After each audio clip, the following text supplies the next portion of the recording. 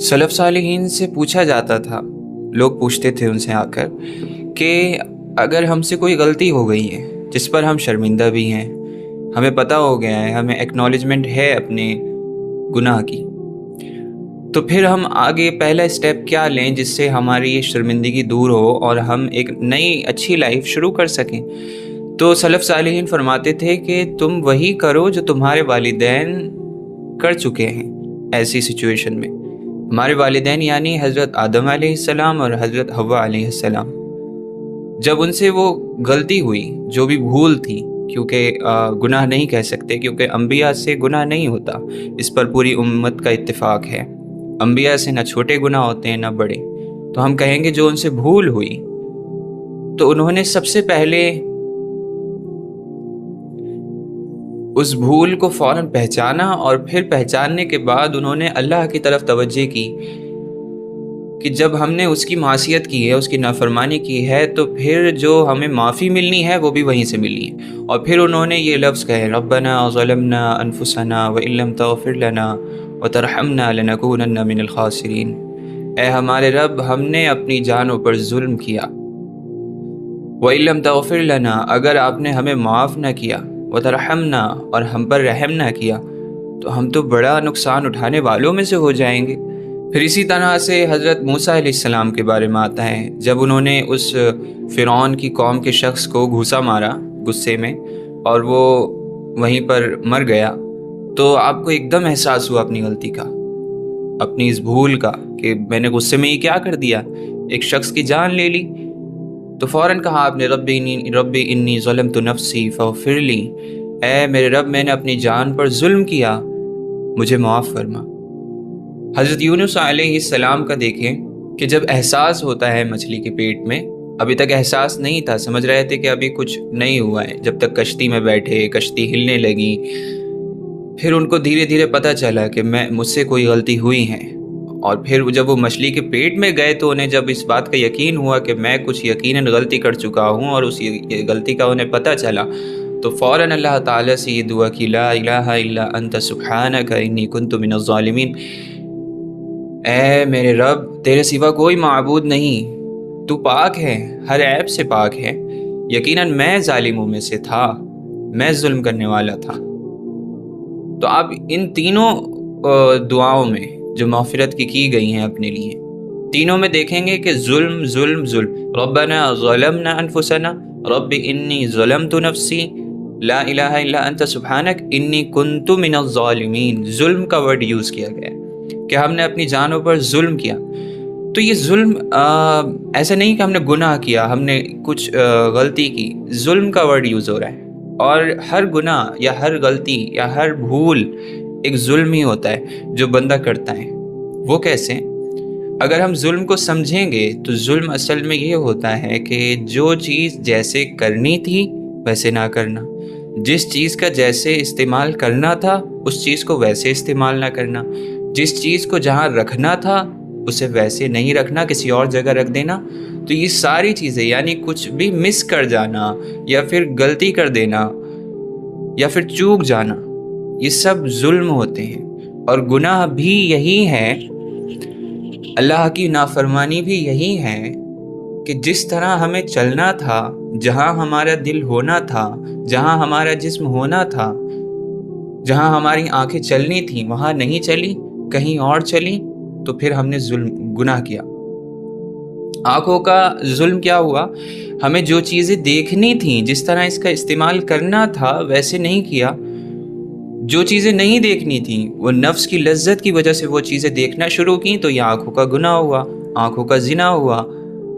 कानों से जो चीज़ें सुननी थी वो नहीं सुनी, उल्टे सीधे अल्फाज सुने, लोगों की बदतमीज़ियाँ सुनी, गाने बजाने सुने, तो ये फिर कानों का जुल्म हुआ। ज़बान से अच्छी बात बोलनी थी या फिर खामोश रहना था, हमने क्या किया? हर वक्त बोले और उल्टा सीधा बोले, बुरा भला कहा, लोगों को तकलीफ़ पहुंचाई अपनी ज़बान से, लोगों को सुकून पहुंचाना था।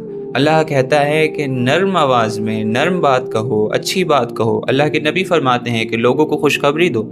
हमने लोगों को डराया, हमने लोगों को धमकाया, तो ये ज़बान का गलत इस्तेमाल हुआ।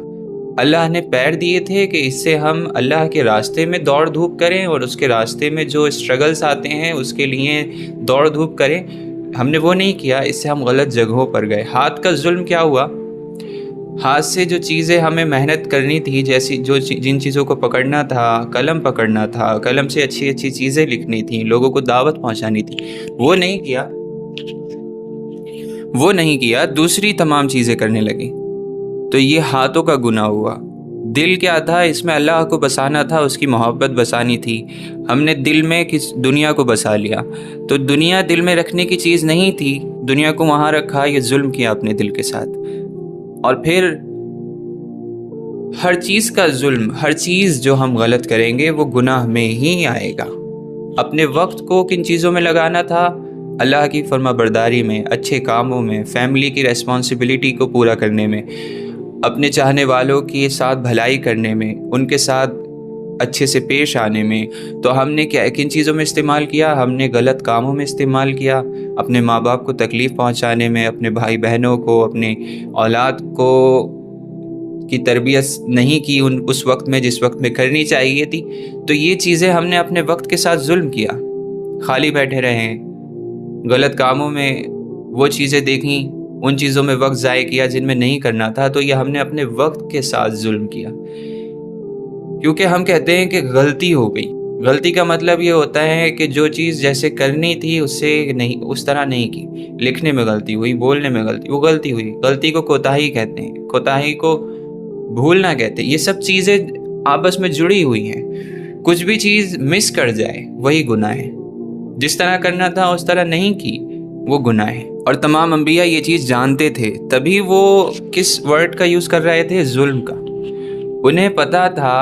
حضرت یونس علیہ السلام کا ظلم یہ ہوا کہ انہوں نے اللہ کے حکم کے آنے سے پہلے ہی یہ ڈیسائیڈ کر لیا کہ مجھے اب اس بستی سے نکل جانا چاہیے کیونکہ عذاب آ رہا ہے.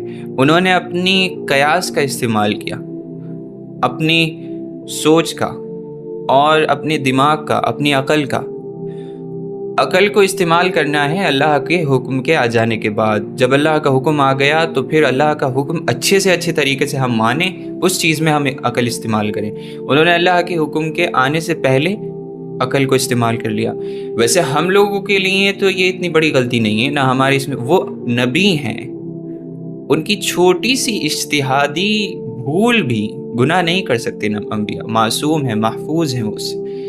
نعوذ باللہ اگر ہم یہ سوچیں بھی کہ وہ ان کا گناہ تھا تو ہم گناہ گار ہو جائیں گے اور ان کی گستاخی کرنے والے ہو جائیں گے. تو یہ ان کی بھول تھی. تو انہوں نے اس طرح سے اپنی عقل کو اللہ کے حکم سے پہلے استعمال کر لیا. یہ یہاں پر ظلم ہو گیا. اور پھر حضرت موسیٰ علیہ السلام نے اپنی طاقت کا استعمال وہاں کیا جہاں اللہ کا حکم نہیں تھا.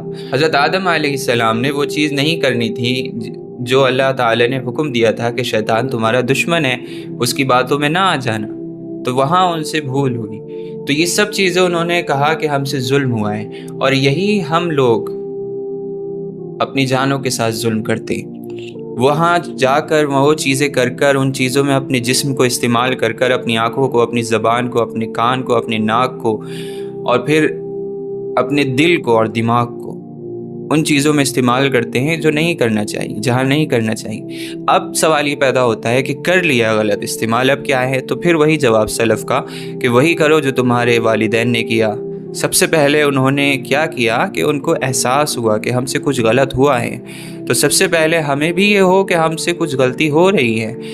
دوسری بات پھر شروعات ہوتی ہے توبہ کی کہ ہمیں شرمندگی ہو. شرمندگی جب پیدا ہو جاتی ہے یہاں سے توبہ شروع ہو جاتی ہے. جب بھی کوئی گناہ ہوا تو اس کا ہمیں کیا علاج کرنا ہے؟ توبہ. اور توبہ کی شروعات ہوتی ہے شرمندگی سے. تو ہم سب سے پہلے اپنے گناہوں پر شرمندہ ہوں، جو بھی غلطیاں ہم سے ہوئی ہیں.